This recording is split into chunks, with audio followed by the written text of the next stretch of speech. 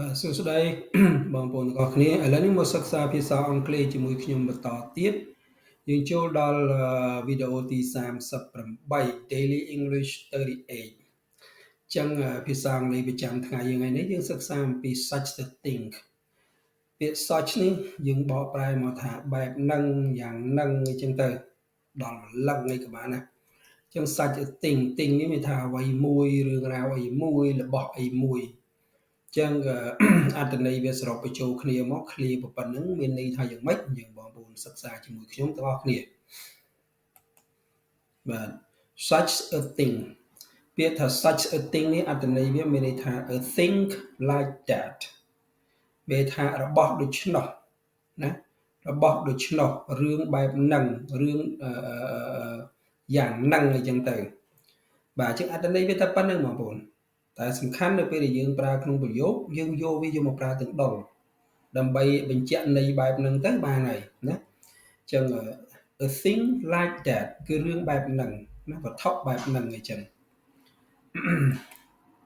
បាទ example is there such a thing as love at first sight is there such a thing as love at first sight ចឹងsight នេះមានន័យថាការមើលឃើញណា first sight នេះការមើលឃើញលើកទី1ឬការមើលឃើញលើកដំបូង love នេះសេចក្តីស្រឡាញ់សេចក្តីស្នេហាចឹង is there such a thing as love at first sight តើអាការឃើញភ្លាមស្រឡាញ់ផ្លែតបែបហ្នឹងនៅមានទេឥឡូវណានៅមានទេឥឡូវហ្នឹង is there such a thing as love at first sight ទេតើនៅមានទេអាការឃើញភ្លាមស្រឡាញ់ផ្លែតហ្នឹងអញ្ចឹងខ្មែរយើងមានថា love at first sight នេះមានន័យថាឃើញភ្លាមស្រឡាញ់ផ្លែតឃើញទេ as love at first sight ឬខ្មែរយើងមួយទៀតគេហៅថាស្នេហាដោយផ្លេកបន្ទោស្នេហាដោយផ្ទះបាញ់ណាបងប្អូនឃើញភ្លាមស្រឡាញ់ផ្លែតតែម្ដងតិចបងប្អូនបាទ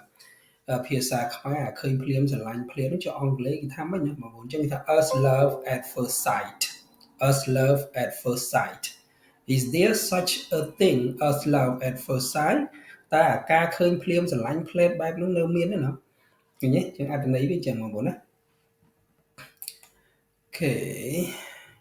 next one ខ្ញុំឲ្យឧទាហរណ៍មួយទៀត How could they do such a thing How could they do such a thing បាទ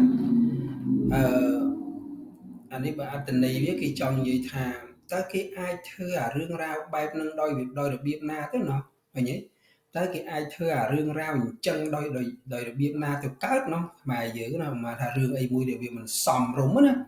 ហើយគាត់ធ្វើរឿងដែលមិនសមរម្យហ្នឹងខ្មែរយើងគេច្រើននិយាយចឹងអញ្ចឹងភាសាអង់គ្លេសគេថា How could they do such a thing តើគេធ្វើអារឿងអញ្ចឹងដោយរបៀបណាទៅកើតណោះថាវាមិនសមធ្វើណាបងប្អូនឃើញរឿងអញ្ចឹងរឿងបែបហ្នឹងអញ្ចឹងទៅ how នេះយ៉ាងណាវិធីណារបៀបណាអញ្ចឹងបងប្អូនណា How could they do such a thing ណាតើពួកគេនឹងគេធ្វើរឿងបែបហ្នឹងយ៉ាងម៉េចទៅកើតណោះយើងអត្ថន័យវាអញ្ចឹងបងប្អូនណាអូខេមួយទៀត I have never thought such a thing exists ឃើញ I have never នេះមានន័យថាមិនដែលហើយមិនដែលពាក្យថា thought នេះវាចេញមកពាក្យថា think thought យើងអាចអានថា thought ចឹងមកចឹងដល់ពេលគេប្រើនៅក្នុង clear present perfect simple នេះវាទៅជា I have never thought ចឹងតែកាលណាមាន have នេះចឹងអា think ហ្នឹងវាคล้ายទៅជា clear មួយហៅ clear ទី3ហ្នឹង past participle ហ្នឹងយើងគេដូរទៅជា thought ចឹង I have never thought such a thing exists ខ្ញុំមិនដែលគិតសោះថារឿងបែបហ្នឹងនៅកើតមាន exist នេះមានថានៅមាននៅកើតមានឬនៅមានឬមួយទៀតយើងអាចថាខ្ញុំមិនដែលគិតសោះថាវត្ថុបែបហ្នឹងនៅមានហើយវត្ថុបែបហ្នឹងនៅមានតែយើងបកឲ្យបងប្អូននៅកន្លែងហ្នឹងចឹង such a thing exists មានថាវត្ថុបែបហ្នឹងនៅមានរឿងបែបហ្នឹងនៅមានឃើញ I have never thought such a thing exists ឃើញខ្ញុំមិនដែលគិតសោះថារឿងបែបអញ្ចឹងនៅមានខ្ញុំមិនដែលគិតសោះថាវត្ថុបែបហ្នឹងនៅមានដោយរបស់ណាដែលយើងមិនដែលឃើញសោះហើយយើងគិតថាវាបាត់ហើយពីលើពិភពលោកនេះណាប៉ុន្តែវានៅមានឃើញទេបាទ ចឹងមួយទៀតខ្ញុំជូនឧទាហរណ៍មួយទៀត Please have prepared coffee, tea and such a thing before our guests arrive ចឹងគេថាសូមរៀបចំណា have prepare ណាសូមរៀបចំ prepare នេះរៀបចំណាសូមរៀបចំកាហ្វេបាទ coffee នេះកាហ្វេ tea តែ and such a thing ហើយនឹងរបស់របរបែបហ្នឹងរបស់របរដូចគ្នាហ្នឹង before មុនពេល our guest arrive មុនពេលភ្ញៀវរបស់ពួកយើងគាត់អញ្ជើញមកដល់ arrive នេះមានថាមកដល់អញ្ជើញមកដល់ guest នេះមានន័យថាភ្ញៀវអញ្ចឹងពាក្យថា coffee tea and such a thing នេះមានថាអ្វីដែលវាស្រដៀងគ្នាទៅនឹង coffee ហើយនឹងតែហ្នឹងបងប្អូនណាចឹងកាលណាយើងប្រើ such a thing នៅពេលនេះមានថាបែបហ្នឹងហើយឧបមាថាទៅជា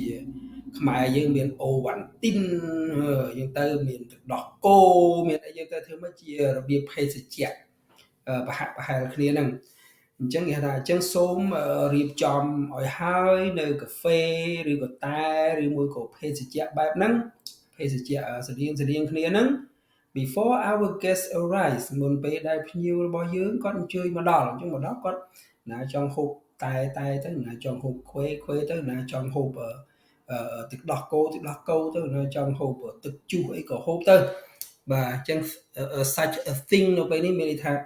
វាស្រដៀងគ្នាទៅនឹងអ្វីដែលគេរៀបរាប់ខាងដើមនេះអញ្ចឹងបងប្អូនហើយយើងខ្ជិលរៀបរាប់ច្រើនពេកហើយយើងចង់ថាតើរកភាសាអង់គ្លេសពាក្យអីណាដើម្បីយកមកដាក់ឲ្យវាស្រដៀងទៅនឹងអ្វីដែលយើងរៀបរាប់ខាងដើមហ្នឹងអញ្ចឹងភាសាអង់គ្លេសគឺយើងយកតែ clear ហ្នឹងយកមកដាក់មួយមកគឺ such a thing បាទយកតែ clear ប៉ុណ្ណឹងយកមកដាក់មកបានហើយអូខេ Please have prepared coffee, tea and such a thing before our guests arrive បាទចឹងសម្រាប់វីដេអូមួយនេះគឺខ្លីប៉ុណ្ណឹងហើយខ្ញុំសង្ឃឹមថាបងប្អូនអាចចេះប្រើប្រាស់នៅ clear ដែលយើងលើកមកខាងដើមហ្នឹងគឺ such a thing ហ្នឹងអញ្ចឹងបើបងប្អូនមានចម្ងល់អីចង់សួរបងប្អូនអាច comment នៅក្រោមវីដេអូរបស់ខ្ញុំទាំងនៅក្នុង YouTube Chantha Khem ហ្នឹងហើយនឹង Facebook page Learning Center ហើយអរគុណបងប្អូនសម្រាប់ការតាមដាននិងការជួយចែកចាយឬក៏ comment បាទអរគុណច្រើនចាំជួបគ្នានៅវីដេអូក្រោយទៀត